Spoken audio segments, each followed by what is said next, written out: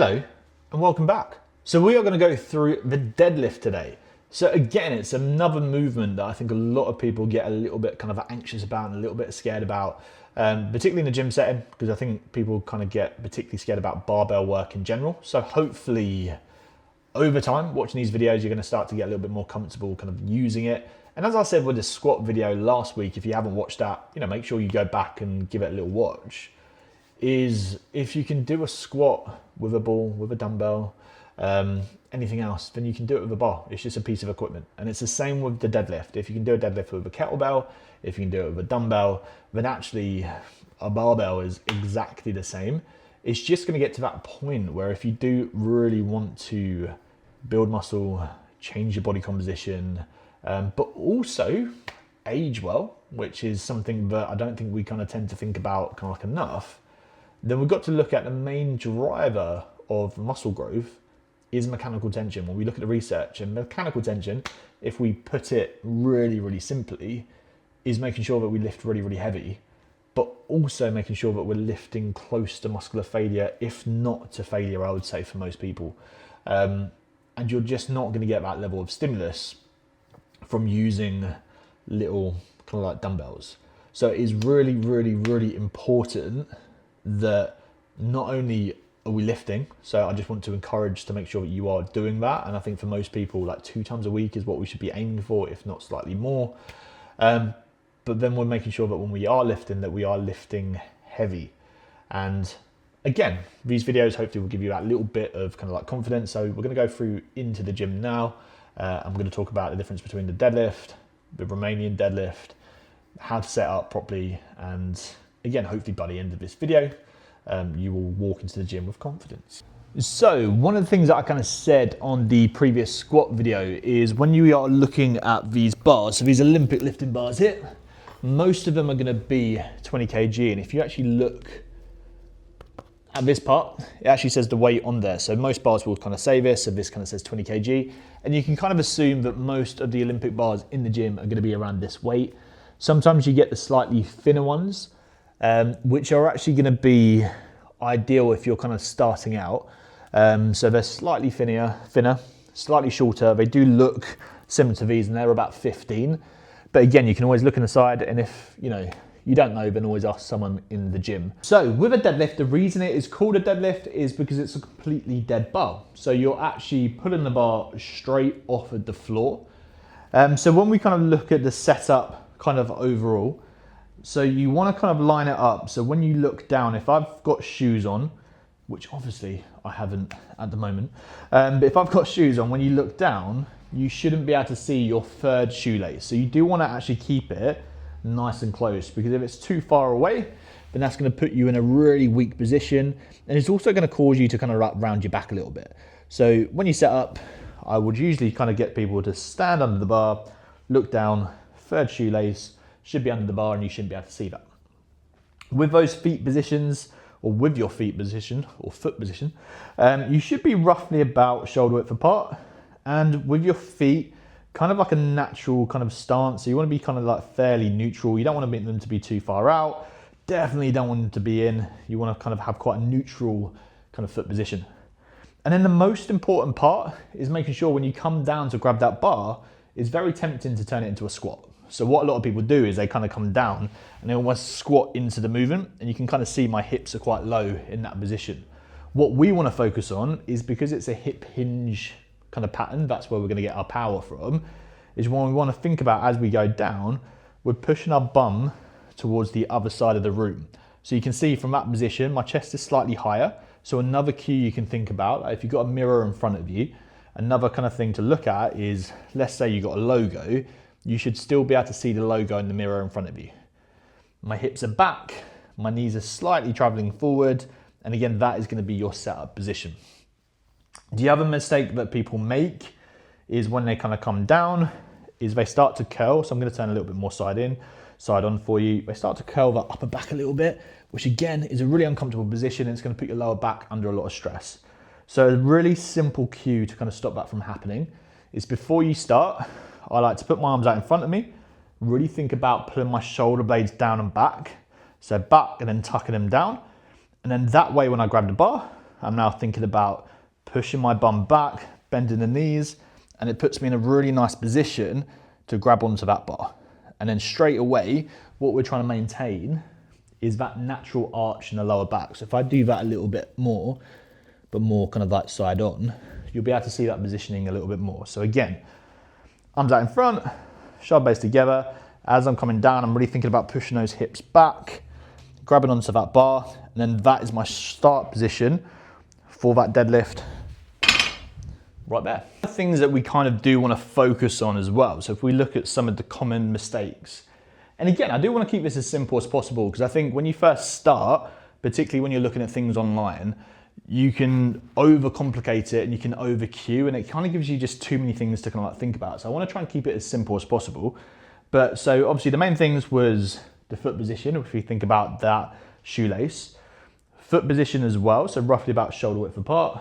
Arms in front, shoulder blades back, and then making sure that we hinge at the hip. But the other mistake that we kind of see in that bottom position is people not taking the slack out the bar. And what I mean with this, if we imagine our arms like pieces of string, we want to focus on that the main power comes from our legs driving up. So that's where the power of the movement kind of comes from. If our arms are too loose in that bottom position, then what can start to happen is you see my arms are loose, we get this kink in the bottom kind of position, which actually puts us in quite a vulnerable position, particularly for our joints and everything else, but also it kind of loses a little bit of strength and power. So the way to lose that is before we start the lift, what I mean by taking the slack is we want to gently push away until we feel our arms really tighten up.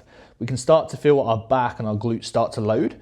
So the other focus I would kind of put up in this position is taking the slack out the bar and then thinking about driving your elbows back towards your hip. And as soon as I do that, I can feel tension in my back. So we know it's kind of known as an isometric contraction. So it means we're just holding that in our back nice and still. My arms are nice and straight and I can feel a little bit of kind of tension. And then the final part is rather than thinking about pulling the weight away, what I want you to focus on is pushing the floor away. So we're going to be here, elbows back, push away the floor, squeeze the bum in that top position. And then again, we're going to follow that same pattern down towards the floor. So if we kind of put that all together, feet, shoelace, arms, shoulder blades together, we're going to break the hips, we're going to come down, making sure that we take the slack out the bar, driving my elbows back so I feel tension in my back, and then I'm pushing the floor away. And then we'll repeat, and like I said, with a deadlift, we want to make sure we're not bouncing that bottom position, so each time we're allowed. Okay, so that was a conventional deadlift from the floor, and if we look at the main muscles that are kind of worked on that lift, it is your posterior chain, so you kind of your glutes, your hamstrings, your back muscles as well in a kind of like a more stabilization role. But also you do get a little bit more kind of like quad recruitment, so the front of your leg. So it's working that back side of you, but also the front a little bit as well with the quads, particularly in that start position, because if you think we're pushing through with the knees or we're pushing through with the legs, right? So if we flex the knee joint, we know the quads are going to have some level of involvement. So when we look at the difference with a Romanian deadlift, the main difference is actually going to be that we're isolating the glutes and we're isolating those hamstrings a little bit more. So if that is an area you want to develop, then the Romanian deadlift is probably going to want to be, you know, a part of your program. And for most women, it is a really good exercise to grow your glutes, grow your hamstrings. And again, it's a slightly different variation. So you can see the kind of the difference to start with is actually when we set up the bar itself. With a deadlift, we're going to set it up from the floor. So like I was saying, it was a dead bar. With an RDL, we're actually going to start at the top of the movement. So this is why using a rack is going to be really useful. So in my squat video, if you didn't see, I kind of showed you how to set up those hooks. So I won't kind of tell you how to do that kind of again. So watch that video for that. But in terms of where you set the bar up, you roughly want it in the middle of your thighs. Reason being, you don't want it kind of like too low, because then you're gonna have to really hoist it up and out to kind of start the movement. But also you don't want it too high either, because then when you come to rack it, particularly if you're tired, you want to be able to walk it in quite nicely and just drop that weight in. Usually I would face the rack as well. So usually when you're doing that, so again, like I said, so then if you do feel like you're gonna drop the bar, you can kind of rack it in. I am facing out purely just for this kind of video. So as I said, the main kind of difference with it is where you kind of start the bar with. So you are going to start it middle of the thigh, and we're gonna start at the top of the position rather than from the floor. And then the other side of it as well is all gonna be down to what I do with my knees. So the difference is you're gonna have fairly soft knees, so you don't want them too rigid, but obviously with a deadlift from the floor, as you can kind of see what my knees kind of come forward, and as I said before, if I'm driving from there, I'm getting a little bit of quad recruitment. With an RDL, the only thing I really want moving is that hip joint. So the difference is gonna be, from that position, I'm gonna be pushing my bum back. And the reason you can see that this is going more into my hamstring is if you see my shins, they are completely straight, and that's the main focus of this. You don't want your knees coming forward, you wanna make sure that your hips are coming back. So we're making sure that more pressure is going through my glute and my hamstrings. So in that top position, main cues are gonna be keeping those shoulder blades back, soft knees, making sure that I break at the hip. So I'm pushing the bum behind me. So we can almost think about, right, I'm trying to push that car door kind of shut. And the goal is not to get it all the way down to the floor. The goal is actually to get it to your hamstring's longest length, which for me is about there. And for most people is gonna be just below the knee. You'll find a lot of people, if they go to the floor, then I end up actually arching through my lower back rather than keeping it in the hamstrings. So again, we're focusing on pushing the hips back. I should feel that nice stretch in my hamstring, keeping the bar nice and close to my leg. When I get to that lowest position, I'm gonna hold, and then I'm gonna drive back up, keeping that bar nice and close. So shoulders nice and tight, keeping that bar nice and close to my shins. Pause, driving back up, keeping it nice and close. With that, we went through that conventional deadlift, which again is gonna be more of a full body kind of like movement, and then the Romanian deadlift, which is really isolating the glutes and the hamstrings.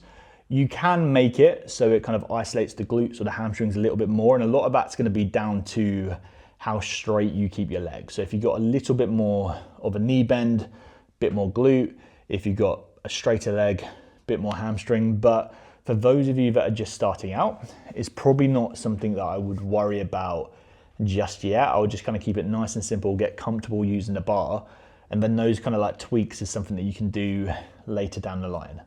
So again, something I'm going to continue with this kind of like series. If you do have any movements that you want to go over, then feel free to kind of reach out. More than happy to kind of like do them. And also I'm going to do a lot more talks on things such as emotional eating, acceptance and commitment therapy, because I like to kind of think about when it comes down to online coaching, I'm so much more than just kind of like a PT, particularly with my background in kind of like mental health. And I think particularly with the online world at the moment, where everyone and their nan seems to be an online coach, I want to kind of explain a little bit about what makes my service and Confidently You different from other kind of coaching programs out there. So yes, I specialize in the gym stuff. I was a PT for over kind of like 10 years before I went online. I am a nutritionist, but I think the big difference is the mindset work and the work I do around the mental health side of things as well. So thank you for kind of like watching. Please make sure you subscribe and kind of like share the video around as well. So like I said, really new channel, really trying to build it up. So I do appreciate that. And I will catch you next week.